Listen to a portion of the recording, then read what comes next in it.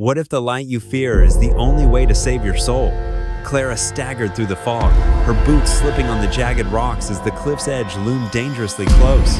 The crimson glow from the lighthouse pulsed behind her, its eerie light casting long, writhing shadows that seemed to reach for her with ghostly hands. Her recorder crackled with static, capturing whispers that weren't her own. Elias's voice, low and menacing, hissed, "You can't run forever, Clara." Her heart pounded as she clutched a shard of glass from the lantern room, its edges biting into her palm. The air grew colder, the scent of salt and decay thickening, as if the ocean itself mourned the souls trapped within the tower. A vision flashed through her mind. Elias's face, twisted with rage, and a shadowy figure older than time, its eyes hollow and aimless. Was this the true source of the curse? The light drew closer, its whispers now a cacophony of voices, some pleading, others laughing, promising both death and a twisted form of salvation. Clara's breath hitched as she realized the truth. The lighthouse wasn't just a predator. It was a prison, and she was its next inmate.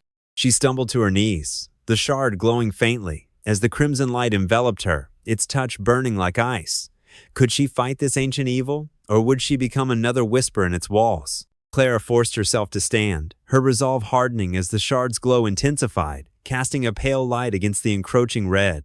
She retraced her steps to the lighthouse, its silhouette looming like a skeletal giant against the stormy sky.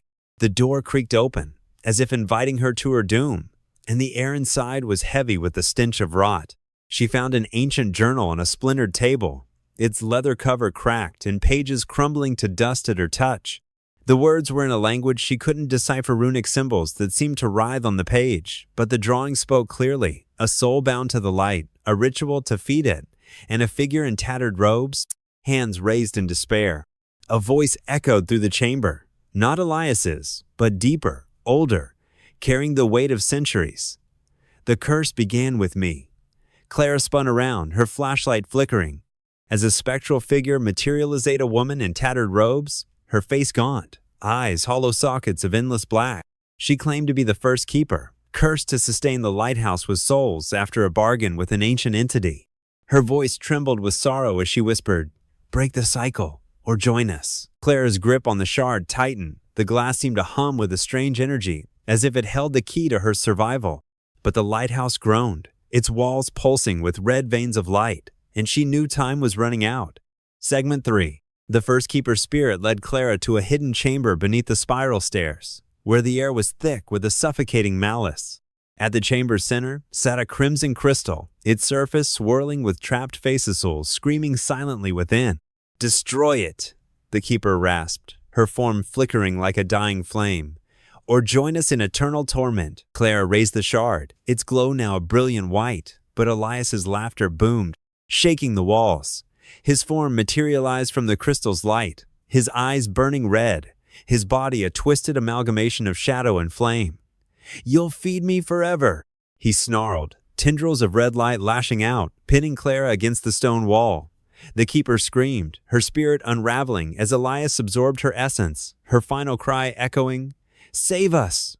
Clara's vision blurred, her body weakening as the tendrils tightened, draining her strength. With a desperate cry, she drove the shard into the crystal, shattering it into 1,000 glittering pieces. The chamber erupted in an unearthly glow, the trapped souls screaming as they were released or consumed. The lighthouse shuddered, cracks spiderwebbing across its walls. But the red light didn't fade. It pulsed stronger, as if something darker had been awakened. When the glow finally dimmed, Clara lay amidst the rubble, the lighthouse's silence more terrifying than its screams. The crystal shards glittered around her, each piece reflecting a fragment of a trapped soul. Her recorder hummed, capturing a new sound, a child's voice, soft and pleading, rising from the shadows. "You freed me, but not all." Clara's blood ran cold as the red light flickered weakly, no longer from the crystal, but from the walls themselves. The curse wasn't broken, it had evolved. She staggered to her feet, her body bruised but alive, and peered into the darkness. The child's laughter echoed, not innocent but sinister, as if the lighthouse had birthed a new guardian. A faint glow appeared in the distance, a new chamber, deeper beneath the earth, where the true heart of the curse might lie.